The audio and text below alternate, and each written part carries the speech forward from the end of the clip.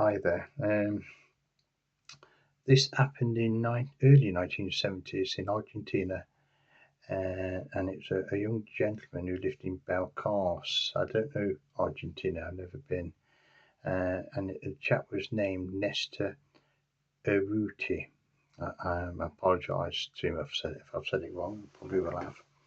And it was 1970s, early 70s, 72, 73, maybe 74, I'm not quite sure, some time ago, and I've documented it. And he was driving along a bridge from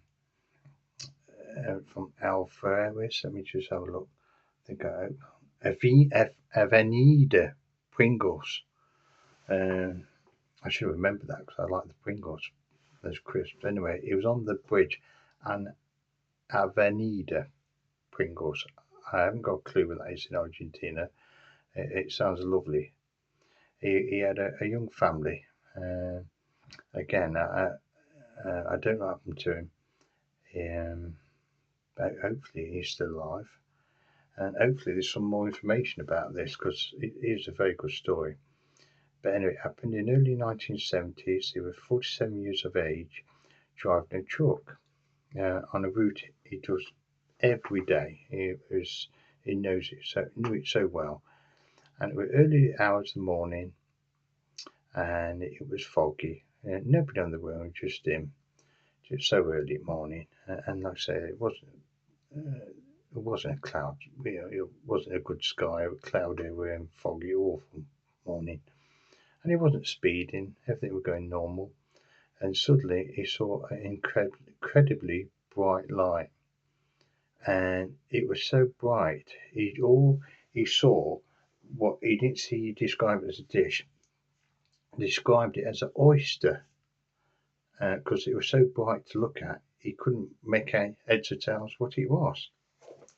Anyway, because the brightness, the moment he was driving his vehicle, next minute he's in a craft, just as quick as a flash, with his truck. And his truck was there, and then suddenly he's out from his truck, lying down. And he has no recollection, speak my words out, how he got from there and in the truck and onto this sort of medical table. It just sort of all appeared. Anyway, he's there, totally blinded at first because this bright light he couldn't see anything, and it quite a few minutes before he gained his sight back, and there was no sense of smell or the craft moving or anything. He says it felt strange. He described it being unreal. It's it's nothing's quite solid about it. He's saying it's bizarre. He says he couldn't understand it. Anyway, you can imagine one minute you're driving, next minute you're in some sort of spaceship. It's all going to feel weird. Anyway, from his truck's there still, and he's lying on this medical table, and there's a control panel just round next to him. He didn't see anybody inside. There were no creatures, nothing meddling about. And the control panel, he described it being like a horseshoe, and had some sort of flowers on what he's never seen before, but they look like flowers to him, and of violet and yellow. Whether that means anything to anybody else, I've never heard this before, so I thought I'd describe it.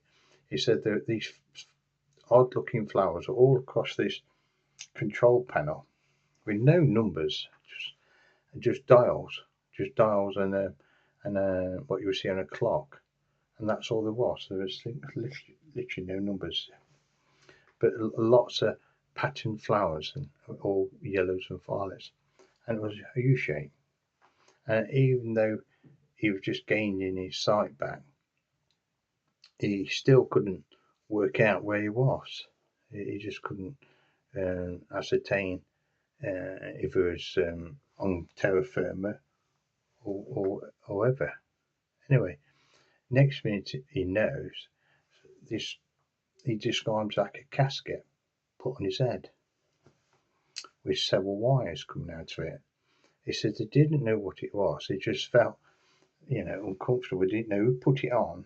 It just sort of got placed on his head. And then he felt that there was reading him, and they were putting things into his mind. He couldn't conjecture more than that, because the reason he described he wouldn't go any further than that, because he says he has a young family and he didn't want them to be armed, so he would not give any more details of what he learnt or progressed with the alien beings. He wouldn't tell anybody else. He just said, no, that's enough for that. Anyway, the next minute was from putting this casket with lots of wires into it from it. He was down in his truck on terra firma. Anyway, he drove back, continued to drive after resting. You don't know how long he rested for. And he went straight back to his depot, and he couldn't tell his boss, and all his cargo was still on the truck, nothing been touched or tampered with. And I don't know what produce he was delivering. I ain't got a clue. But he had to go return his truck and go home. And his obviously boss wanted to ask him loads of questions, and he couldn't answer anything. Anyway, instantly, I won't say shortly, but instantly, he became ill, physically ill and mentally ill. It affected him in all sorts of ways. And he end up going to an hospital, and I wrote this down because it was documented. He ended up going to see the head of psychiatry at Coronel Oliveira Hospital in Argentina, not far from where he lived. So, and that documented the case, and he ended up being treated with all sorts of psychiatric illness, which he never had until that night. And he's kept with his story. He became quite a local celebrity where he lived because it became quite popular. And but he only thing he would not describe any further is what the beings spoke to him, communicated with him, and what he learnt from them. Because he always said, yes, they put things in me head, but he would never express what they was. It's an unusual story, but again, he stuck to the story. He continued to stick to it. His story never changed at all.